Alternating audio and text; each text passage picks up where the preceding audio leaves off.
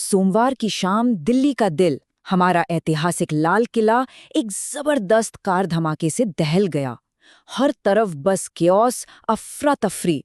तो सवाल ये है कि आखिर हुआ क्या था? कौन हो सकता है इसके पीछे? आइए इस पूरी घटना को एक एक करके परत दर परत समझते हैं। सोचिए उस वक्त ग्राउंड जीरो पर क्या मंजर रहा होगा। एक चश्मदीद ने जो कहा उससे शायद थोड़ा अंदाजा लगा सकते हैं। उन्होंने कहा ऐसा लगा जैसे बम फट गया हो, पूरा इलाका हिल गया, बस धुआं, चीखें और खौफ। तो चलिए सबसे पहले बात करते हैं एकदम बेसिक फैक्ट्स की। ये धमाका हुआ कब और कहाँ? धमाके का जो एपीसेंटर था वो था लाल किला मेट्रो स्टेशन का गेट नंबर 1, मतलब दिल्ली की वो जगह जहां हर पल हर सेकंड लोगों की भीड़ रहती है। और ठीक वहीं एक कार में रखे बम में जोरदार धमाका हुआ जिसने पूरे इलाके को अपनी चपेट में ले लिया। अच्छा, अब जरा इस हमले की टाइमलाइन को समझिए जो सीसीटीवी फुटेज से सामने आई है। देखिए, एक सफेद रंग की Hyundai i20 कार सुबह से ही पास के एक पार्किंग में खड़ी थी। फिर दोपहर 3:52 पर उसे वहां से निकाला जाता है और ठीक 3 घंटे बाद शाम 6:52 पर जैसे ही वो कार एक ट्रैफिक सिग्नल पर रुकती है, बूम, धमाका हो जाता है। और इस हमले की जो कीमत चुकानी पड़ी है वो बहुत बड़ी है। शुरुआती रिपोर्ट शो आ रही हैं, उनके मुताबिक 13 से ज्यादा जानें जा चुकी हैं और 20 से ज्यादा लोग फिलहाल जिंदगी और मौत के बीच जंग लड़ रहे हैं। अब आते हैं दूसरे हिस्से पर, एक ऐतिहासिक निशाना। सवाल ये है कि आखिर हमलावरों ने इसी जगह को क्यों चुना? देखिए, ये कोई रैंडम अटैक नहीं था। ये जगह जहां हमारा ऐतिहासिक लाल किला है, सुनहरी मस्जिद है, ये तो देश की पहचान का प्रतीक है।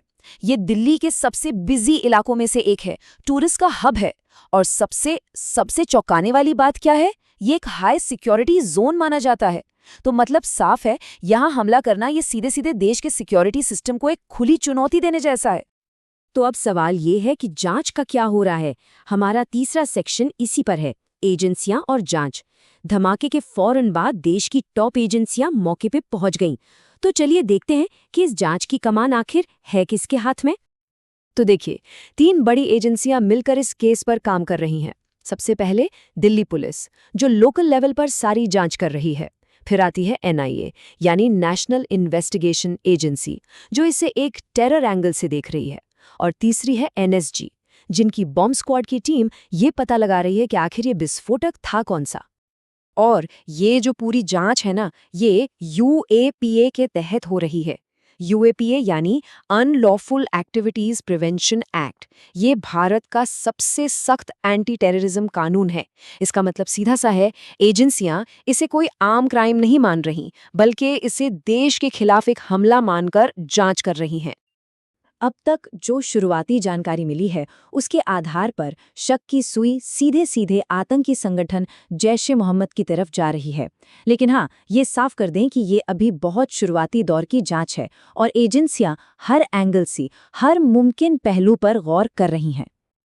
अब आते हैं उस हिस्से पर जो शायद सबसे ज्यादा परेशान करने वाला है, हमारा चौथा सेक्शन, अनसुलझे सवाल। क्योंकि इस हमले ने अपने पीछे कई बड़े सवाल छोड़ दिए हैं जिनके जवाब मिलना अभी बाकी है। सबसे पहला और सबसे टेक्निकल सवाल, ये धमाका हुआ कैसे? मतलब क्या कार में कोई टाइमर बॉम्ब लगा था या फिर इसे कहीं दूर बैठकर किसी रिमोट से ट्रिगर किया गया? इस एक सवाल का जवाब जांच की पूरी दिशा बदल सकता है। दूसरा सवाल पीड़ितों को लेकर है। जो लोग इस हमले में मारे गए, जो घायल हुए, वो कौन थे? उनकी पहचान करने की प्रक्रिया अभी चल रही है। ये एक बहुत ही मुश्किल काम है ताकि उनके परेशान परिवारों तक सही जानकारी पहुंचाई जा सके। और फिर आता है सबसे बड़ा सवाल, आखिर इसके पीछे है कौन? कौन है इस हमले का मास्टरमाइंड? हैरानी की बात यह है कि अब तक किसी भी आतंकी संगठन ने ऑफिशियली इसकी जिम्मेदारी नहीं ली है और यही बात इस केस को और भी ज्यादा उलझा रही है। तो चलिए अब अपने आखिरी सेक्शन की तरफ बढ़ते हैं। आगे क्या होगा? अब सबकी निगाहें इस बात पर टिकी हैं कि जांच में अगले कदम क्या होंगे।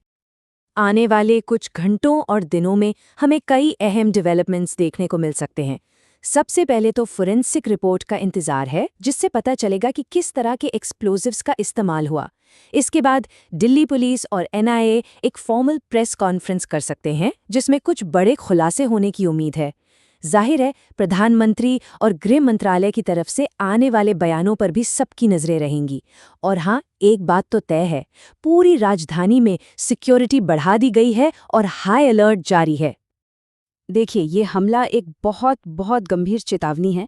ये हमें बताता है कि आतंकवाद का खतरा अभी टला नहीं है, और ये हमें एक बहुत बड़े सवाल के साथ छोड़कर जा रहा है कि अगर देश के सबसे सुरक्षित माने जाने वाले इलाकों में से एक में ऐसा हमला हो सकता है, तो फिर भविष्य में ऐसी घटनाओं को रोकने के लिए हमारी तैयारी कैसी है?